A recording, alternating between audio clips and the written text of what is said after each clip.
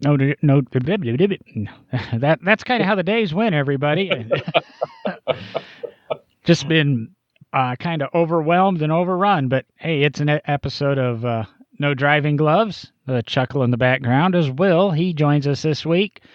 And those show labels that Derek's been working on the last couple of weeks have overwhelmed him, and he won't be here tonight. He's got some exciting news. I bet you he can't wait to spread on the podcast.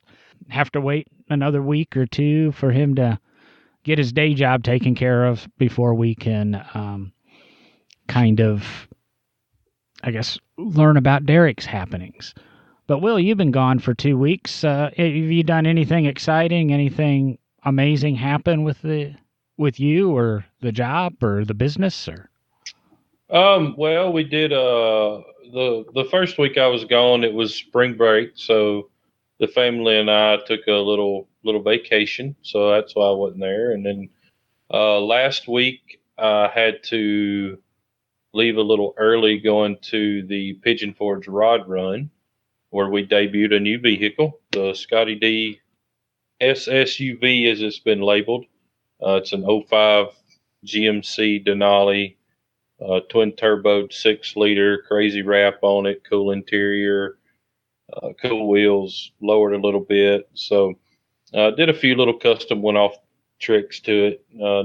Nothing real crazy. I mean, something we built in a rather short amount of time for what we normally do. But Scotty's a good friend and helps our business out a lot. So we thought it was a way we could kind of repay him back for some of the stuff he's done for us and in the future as well. So we advertise a good bit with Scotty, and so anyway, we just kind of worked out a deal where we built it for him and give him a little more room to do what he does out on the road. But it turned out really well. We actually took the black and white C10 that we built several years ago up there as well. So both of them done good, got a good response. And so that's what I've been up to the last couple of weeks. And as far as in the shop goes, everything's pretty well normal, crazy normal. So nothing really special has happened over the last couple of weeks. Just keeping our nose to the grindstone and trying to get some stuff finished up. I saw the pictures, or I don't know if it was Scotty you put them up, or you guys put them up, or just the rod run. I don't know, but I think I saw some pictures of the SSUV. I haven't had a chance to see it in person. Don't know. I'll be up your way on Friday. Don't know if it'll be in town then or not. But unfortunately, it won't be, and unfortunately, I won't be either. So. Well, then I guess. No. This Friday. Yeah, like in two days right before the show releases. Right. Yeah, this Friday I'll be around. Next Friday I won't be. Got to go out and hawk those wares. That's right. I've been kind of busy. Like I say, my business is taking off a little bit faster than I expected it, so can't complain there. Been doing some certification courses the last week or so, and I think I got those out of the way today, and that's probably why I started today stuttering, is I just had to buckle down and get those out of the way. But it's another step into the, hopefully, world of not having a boss. And I think, Will, you and I are discussing, and we've been talking about it. Well, we've been talking about it for years, and we might do it this year. I'm 99% sure I'm doing it, and maybe you'll tag along or we'll figure it out. And heading out to McPherson College the first weekend of May. If I was smart, I'd have the dates in front of me. I think it's May 4th and May 5th. If I push this, pretty sure it's the 4th. Yeah, the Friday the 4th, and the show is on May 5th. Saturday, May 4th. I'm sorry. Yep, Saturday, May 4th. Yep. We're going to head out there to their 20th annual Cars Club car show. Well, that'll make you feel old, won't it? I'm tired of the damn number of things that make me feel old anymore. Being we were there when the first one was started. Now, I always remember when we were lobbying to do it, and I can't remember if our class pushed for it harder or the sophomores pushed for it harder, or however it worked out. If it was the first year kids or the second year kids, or how it got done. But we got it done there in '99, and well, remember, it's not the first one. We used to do this, and it never worked. You know, the positive mentality that was instilled in us, and Honestly, I think the freshman class that year had more to do with it than the sophomore class. well. We were, I mean, more the rebellious group there. I remember right, because I was part of that class. So. But we got it put together, and I remember fighting for some of my ways in it, and now that the show's built to the level that, like I said, you do it my way for a while, then you can do it your way, and it works. And now it works that way. But I know the show's grown beyond, I think, any of our dreams when we were at school, and I think it's grown beyond what the college thought it could do. And the advisory board, we had some support from them right off, and the advisory board at McPherson is a bunch of industry professionals that came in to help guide the program and build the program, or jumps the program into what it is today. And a lot of stuff happened in the late 90s and early 2000s with the program, and forming internships. I claim to have done the first internship at Barrett-Jackson. I had to write up the proposals and that. And I was going through another graduate who was a year behind and looking at what his resume is online, and he claims to have developed the internship 2 years later. But hey, whoever did it, whatever they built, we helped build that. I'm glad to be there, and I'm glad to be able to say I'm proud to say today I'm a McPherson graduate, and it helps open a lot of doors. I don't know how that's affected you over the years, Will, but do you think your time at McPherson has benefited Big Oak and the jobs that you have now? Or? Oh, yeah, without a doubt, man. I got my first job out of college because I went to McPherson. And, it's one of those things when you come out of there, I went straight out of high school. So when I graduated, I was 20 years old. I wasn't even 21 yet, because when we went, it was a 2-year program, or now it's a 4-year program. So I went for my 2 years and then came home and finished up with a business degree here locally, and actually got a job at a shop that had just won the Riddler Award. So, coming out of college and getting a job at a shop that just won the Riddler Award, you really don't get much better than that. So when it was actually Greening Auto Company is who I went to work for, and I just happened to stop by. I was coming home for spring break, I guess it was spring break my sophomore year.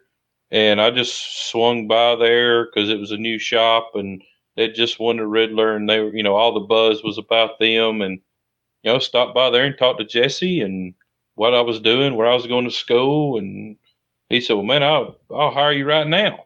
And I'm like, okay, done. So I actually had 3 jobs lined up that I could have taken after I graduated. So, yeah, it's been huge for me. Just opening up doors and being able to do what I do. It's just, it's been really good. I'd say that's kind of how it worked for me too. Is I lobbied for that intern program because I always wanted to do what I'm doing now. It just took me 19 years to get here. And I wanted to go to Barrett-Jackson because Craig Jackson served on our advisory board at the time. And Barrett-Jackson wasn't the behemoth it is today, but it still had a lot of market influence. It was like just the 3rd or 4th year of televised auctions and things. And I was 27 or 28 when I started McPherson, and I already had 2 years. And McPherson offered 2 or 4 year programs at the time we went, so you could choose what you were doing and structure your degree kind of how you wanted to end up at the end of the whole deal. And once I got Craig to approve and we came up with the stipend deals and that, I went out and worked my butt off. And I don't know if I have honestly ever worked that hard in my life. Sorry to my other bosses. For literally 1 week straight. I got there and I think I drove to Phoenix from McPherson, hit the ground at 2, or got there at 2 in the morning, and I was told to call this person no matter when I got in. So at 2 in the morning, I called and talked to Drew Alcazar, who now runs Russo Steel Auctions. And Drew, I just got in. He goes, "Good. Can you come here? I just drove 17 hours. Can I can I relax? Well, be here at 5. So, okay. 5 a.m. I found Westworld and began a really rough 5 or 6 days, but time that I do remember, and I've recently referred to with the Scaglielli Corvette, if I pronounced that correctly, that I drove out there. And I got to drive the cars up across the block. I got to learn all the insides, things I probably shouldn't know. Drew was a great boss. I learned recently he still remembers who I am. I asked a friend to say, "Hey, I know you know Drew.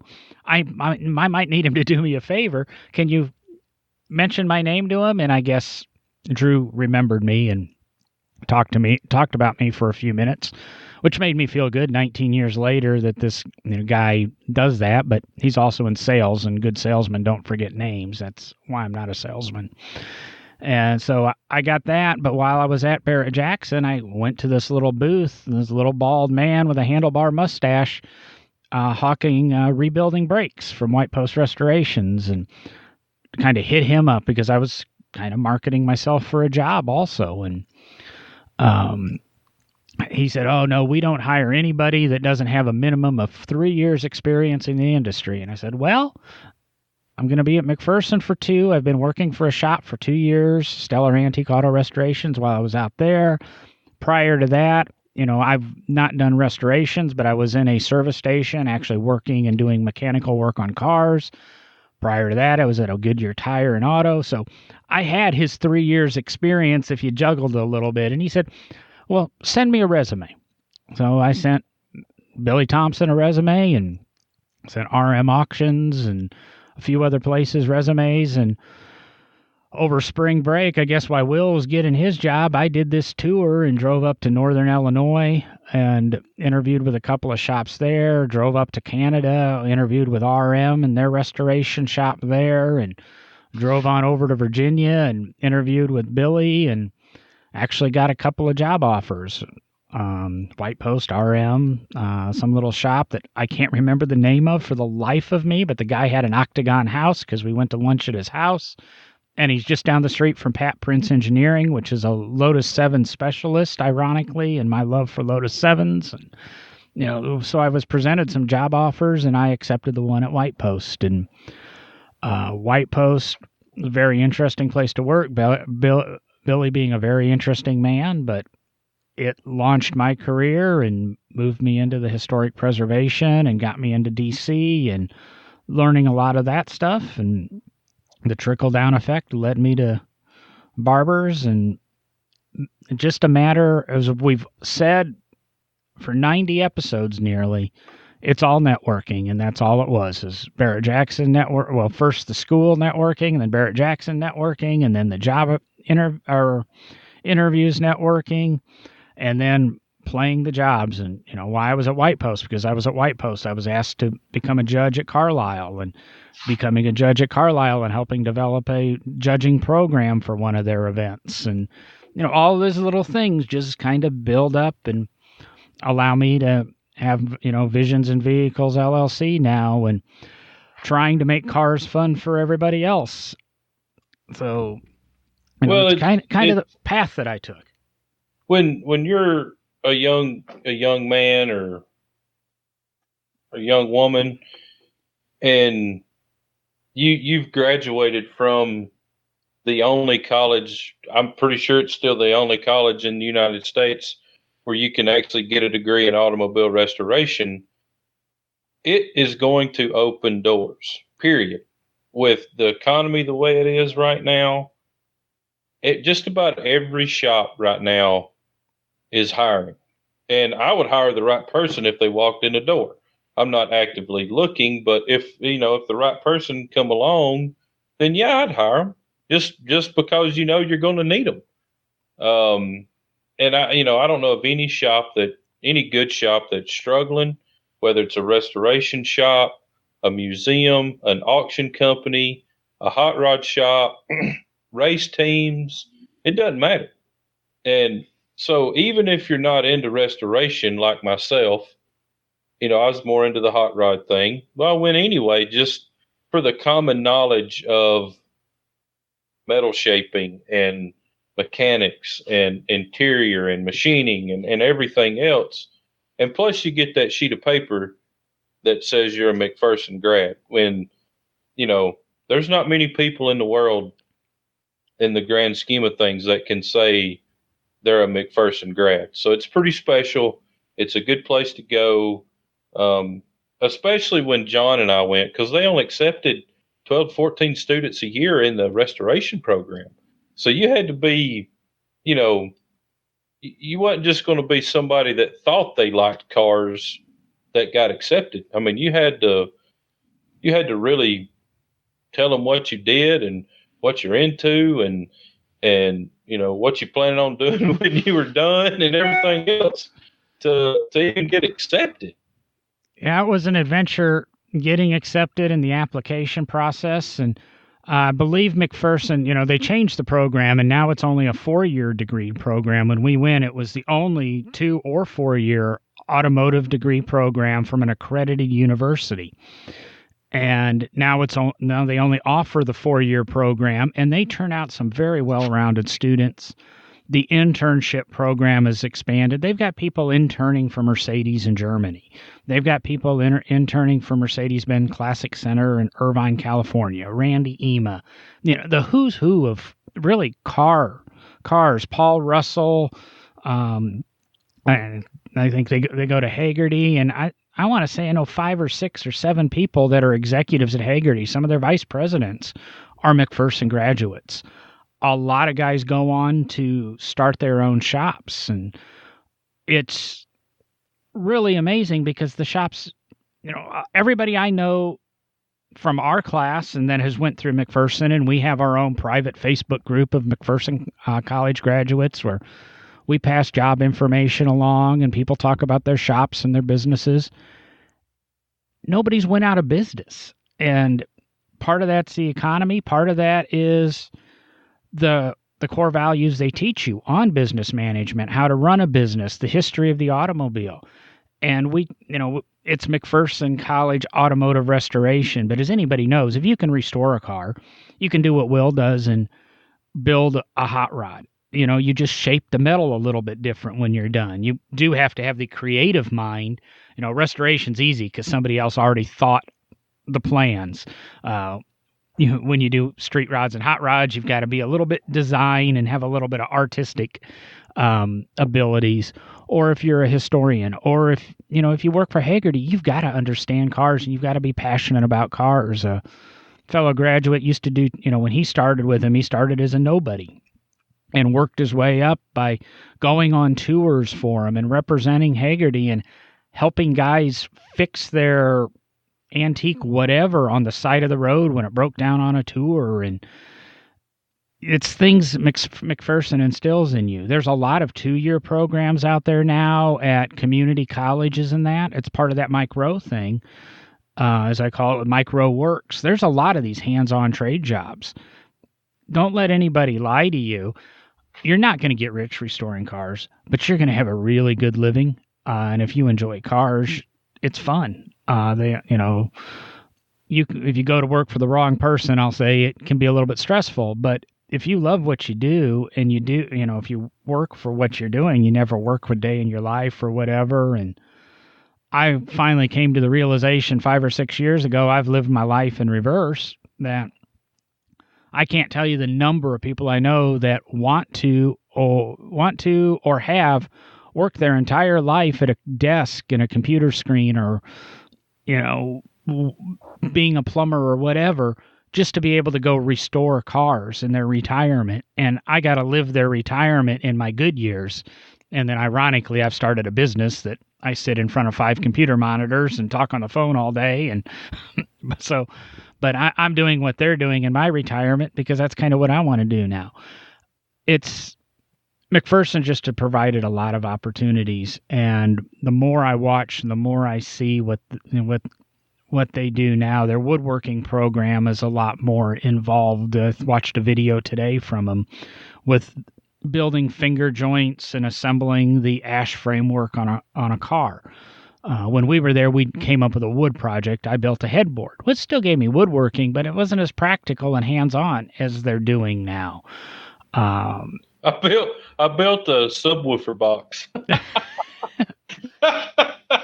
Well, a good subwoofer box is kind of complicated to build once you get into the angles and that, but it really was.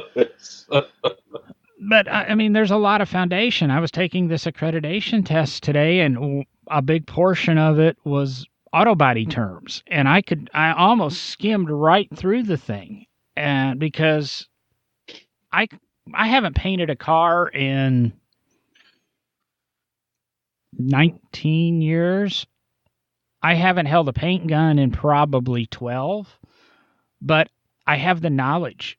I understand what the industry terms are. I know what a body man's talking to me about. I know what a guy from the paint shop's talking to me about. I understand the applications and the procedures. And that was a realization today when I was taking those questions on the test is, oh, okay, I know this, I know this, I know this. And that's what I tout a little bit in my business is I know this stuff and I know the terms and I know how to talk to the shop, and I'm willing to take the time with the general consumer who wants to have the work done and be that liaison that can explain it to you in English on your time and your time frame, and not the shop that's getting you're paying a shop $125 an hour to work on your car.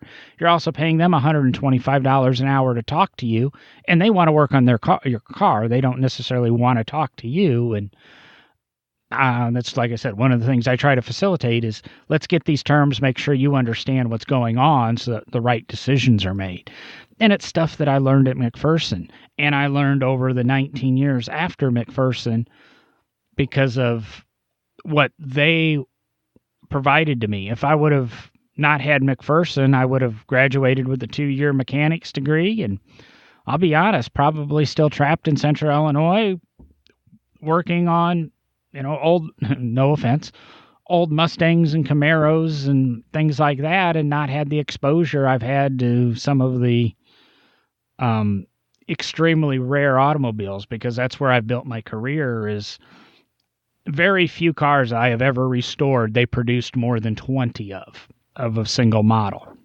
And I enjoy that. I enjoy the research, and I'll throw that back and, thank McPherson. And when I'm there in a couple of weeks, and I think Will's there in a couple of weeks, we're going to reach out to some of the McPherson students and some of the McPherson instructors and hopefully some of the advisory board members and that, to have them come on and talk a little McPherson, but talk about guiding people into the hobby and where they think the hobby's going. Since we left, Will and I graduated, they introduced a motorcycle restoration program too. So it's not all about cars and, hot rods. It's about learning and preserving that whole transportation industry. I wouldn't put them past them to do a wagon or something now, I think they need to get into the hot rod side, the customization side. I mean, look at Barrett Jackson. Look at the cars that are bringing more and more and more money every year. And it's the hot rods, or as they call them, resto mods. Um, and I think it'd be a great time to broaden it a little bit. I know they've gotten into some of the early type hot rod period correct type stuff, which is that's okay too. That's there's nothing wrong with that. I really enjoy um, looking at cars and reading the stories of cars, old hot rods with history and stuff. Um, but teach these kids how to, install a set of bare brakes or, a custom steering column or vintage air, just some of the basic stuff and chopping some tops and stuff. I'm not on the advisory board. I'm really not in contact with too many people there, so there may already be something like that going on. But I think that would be good to offer something like that now. Well, this will be a word of encouragement to get Will to maybe go. I'll suggest that maybe we look at putting Will Posey on the advisory board. See, because what Will's saying, I'm catching up on another podcast. I've got to do a guest appearance on record it next Tuesday or something morning, and I was listening to a hot rod shop that claims they do restorations and things, and he was talking exactly what Will was saying. When people take a car into a shop now, the majority of them aren't going for Concours Win. The money's with people that want to have a car that's original with the body, but they want to have a nice ride. They want to put a new an updated chassis under it. They want a nice plush interior. They would like to have air conditioning. They may want to have the original motor, but they may want to have an LS or a Coyote or whatever you want to stick in it. But they want a lot of these little updates. And you've got to train to what the customers want. If and I don't know exactly what McPherson's doing as far as authenticity. When we were there, it was authentic as can be, with very little deviation. I believe there's some deviation in the upholstery classes and the stuff that I see on Facebook. Now, follow McPherson College Auto Restoration on Facebook and see what these kids are doing. The upholstery program and what they're teaching, and like I said, the woodworking. But you can take any of the skills there and modify it and work it towards. I mean, if you know how to use an English wheel to roll out, a fender for a 1926 Rolls Royce, I'm pretty sure you can roll out the hood for, a 57 Chevy with a chop top and everything else. The concepts are the same. You can in metal fab, and that's what I did.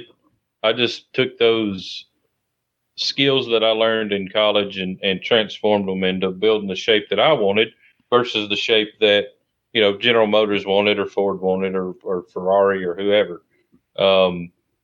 And where you really need that at is it's the simple things that every hot rod gets, or every, I say every, 90% of them get, and that's disc brakes. That's change the suspension so it rides a little better, whether it's a bolt-on deal from Ride Tech or a different chassis from Morrison, building motor mounts to put the motor where you want it.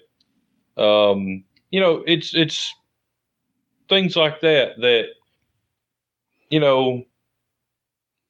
common knowledge in automobiles, you can figure it out, but it's still good to, when you have a job interview at a hot rod shop, yeah, I can install a vintage air from start to finish. I know how to charge the air condition. I know how to read the gauges. I know, what a aftermarket air condition's supposed to blow. I know how to do a disc brake kit from Bear Brakes or Willwood or, whoever. So that's the little things that, you do it one time. The second times it's a whole lot faster and a whole lot easier, and may up the skill level a little bit for these. Maybe it's a junior sophomore thing, not necessarily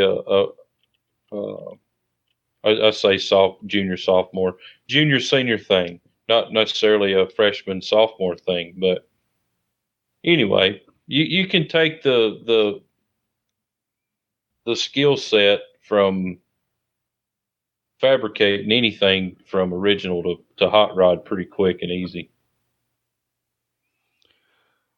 Yeah, I was clicking over to their Facebook page here. Somehow all the pop-ups that come on Facebook, and it's exactly what I was saying. There's the woodworking photos and the McPherson Motoring Festival swap meet. So I guess they've expanded. There's even going to be a swap meet. Well, that's April 13th. So we missed that. That was last weekend. But then the Motoring Festival 3rd through 4th, because the whole city gets behind the college anymore. And I think a lot of the students now have landed there. When I was at McPherson, there was only one restoration shop out in Windham, Kansas, and it was run by a former McPherson graduate and actually a former McPherson instructor. And he always had, and I believe he still does, employs McPherson students to help him at the shop. And the hands-on experience is tremendous, and you've got to learn what they're doing. And let's see here. I guess Motor Week was there filming, so look for McPherson on, Motor Week upcoming. And I know they've got one or two videos that I'll definitely get on the Facebook page so that you can see some of the stuff that's going on there. I mean, McPherson isn't paying us to do this, didn't even ask us. They might even get mad that Will and I are spending an hour or 40 minutes or something talking about McPherson the way we are. But it put us where we are, and it provided us the opportunities where we're at. And, we talk about, I talk about how it's built my business. Will's talked about how it's built his business and how it's landed us where we are. And, you just look at all the peripheral stuff, the people we've met. And that's the car hobby, is enjoying and having fun with people. It's, I always say it's a Vipers Club saying, it's the Porsche Club saying, the cars brought us together. It's the people that keep us coming back. And I don't know really what else to say, but, that school did it. And like I said, a couple of years ago, I created the private Facebook group for the graduates so that we could stay in touch, because there's always, I need to have this done, or I got a question about this. And that's what that group's built up to. There's 280 members, and it's pretty good for a program that graduates 30 or 40 people a year at the most. And it's, I don't know what's I don't know what's ahead. I don't think there's anything holding the program back. It's a very integral portion of McPherson, which is a very good liberal arts college. There's more scholarships than you can, bat a stick at anymore. And I've even had a couple people talk to me, do we want to start an endowment, or do we want to offer McPherson a scholarship? And I go, I don't know who you're going to give it to, but they are, to me, they are one of the little golden gems of the automotive restoration hobby, or just the automotive hobby in general. I mean, Hagerty's got their programs, and the RPM Foundation and the Revs Institute. But McPherson's kind of where it's at, right there with the children, with support from, everybody from the most recent graduate to, we'll throw Jay Leno under the bus there. And Jay's how I learned about the program. Just a newspaper article when on the first scholarship that was available for McPherson. I think it was Jay funded, and I learned about the program through that. And that's how I learned the program and applied, and miraculously somehow this, little lost kid in his mid-20s ended up living in Kansas. I found out I was actually on a church trip, and I come home that Sunday night, and my dad was like, here's something you might want to look into. And Dennis Gage was actually at McPherson and done a little excerpt there that he put in one of his shows. And because my mom and dad told me that I had to get a degree, I was going to college and getting a college education. And I wasn't excited about doing anything until that night when I got home and they were telling me about this little small college in Kansas that you could get a automotive restoration degree. And I'm like, done. That's where I want to go. And it was that simple. Uh, Called, made a visit, went out there, wound up not getting accepted. They said, invited me to come on anyway, but I was like, nah, if I can't do the automotive side, then, I'm not just going to come out there and take regular college classes when I can do it here. And about 2 to 3 months before school started, they called and said somebody had dropped out and I was next in line. So, I went from a senior in high school to a freshman in college, and I was in McPherson, Kansas. So that's how it worked out for me. And I've been in the automotive industry ever since. So it's just really it opened the door to everything, to where I'm at today.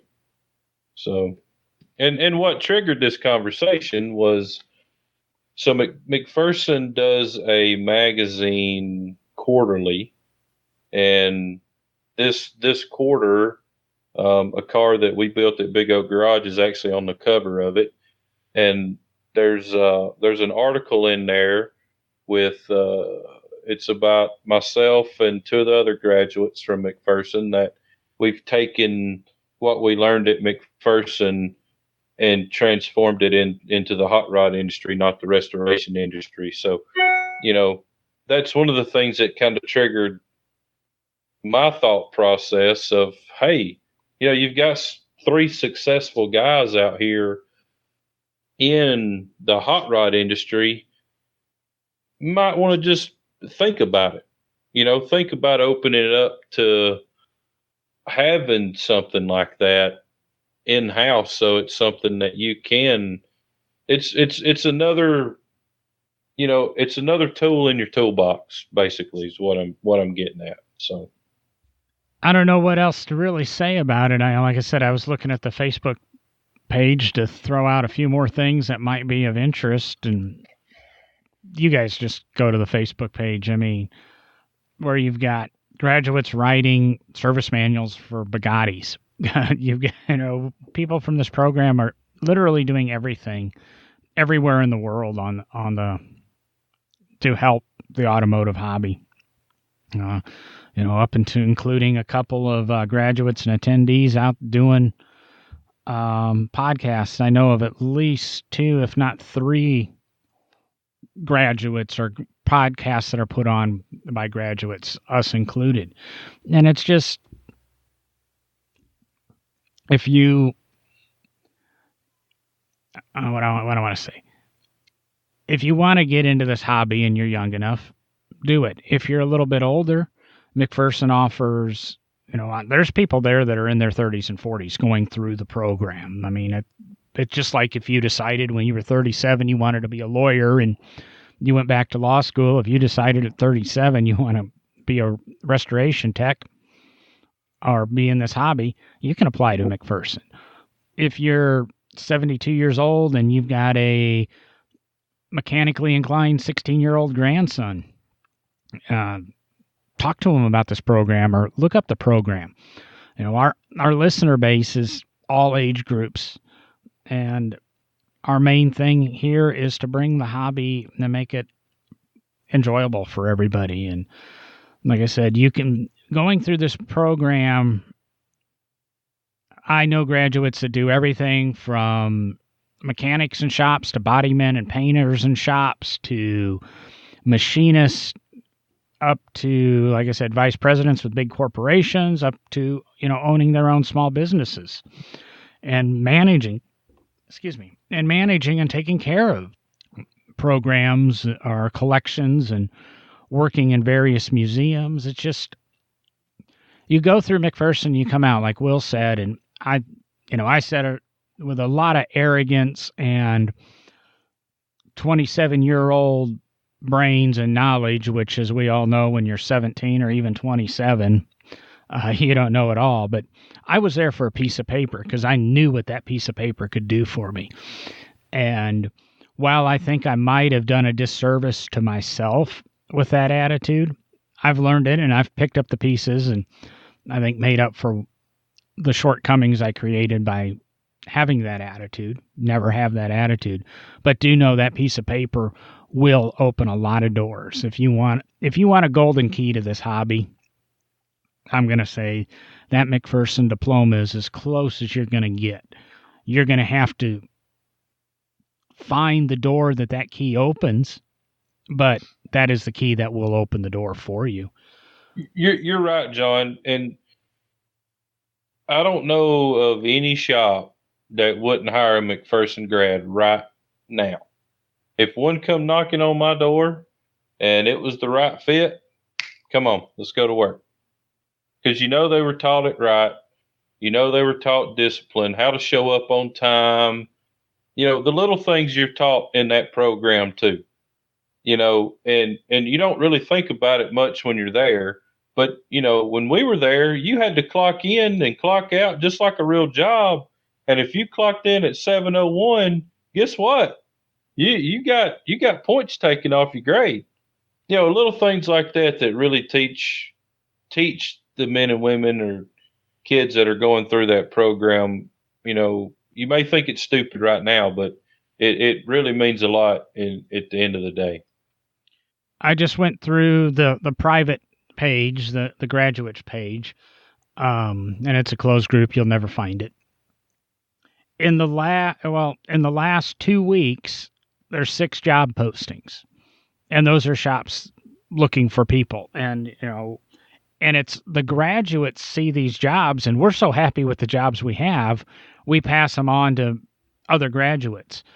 That's six shops looking for people. And Will's right. There's a shortage in this industry. I can sit here right now and probably name 10 shops I know of that are looking for people, and they just can't find qualified people. It's that old thing. I mean, the jobs are there. We're just not educating for them. Unless Will's got a lot more, I'm going to say, I hope to see, if you're in the Kansas area or you can make the trek, even, take a drive from St. Louis, come to the car show and go to Wichita for the weekend. Come out and drive and see the greatest ball of twine or whatever you need, whatever excuse you need to come up with. I hope to see you in McPherson on May 4th. I'll probably be wearing a Visions and Vehicles shirt. Will's there. He'll be wearing a Big Oak Garage t-shirt, I'm sure. We hope to see you there, or I hope to see you there. It's a one. What is McPherson, a town of 12,000, 14,000 people? You blink, you miss it, I'll tell you that. It's one of the greatest car shows you'll ever see. Stuff there is, some of the cars that are there are cars that are shown at Pebble, because the people that own the cars support the program and they bring their cars there. It's just, it's worth going to. And I really regret not being able to make it. And it's always been a work conflict. And so for me, I'm done for tonight. Will, you got anything else? No, I'm good. And I'm with John. If there's any way you can make it out there, it would be good for a lot of people to see, especially the younger guys, that thinking that it's something they want to get into. What better way to see the college than with a bunch of cool, cars on the grounds and meet the instructors and everything else. So probably a really, really loose way to kind of introduce yourself to the place and see what it's all about. So that's it. I'm out. Well, I'm done. We'll talk to everyone next week. Later.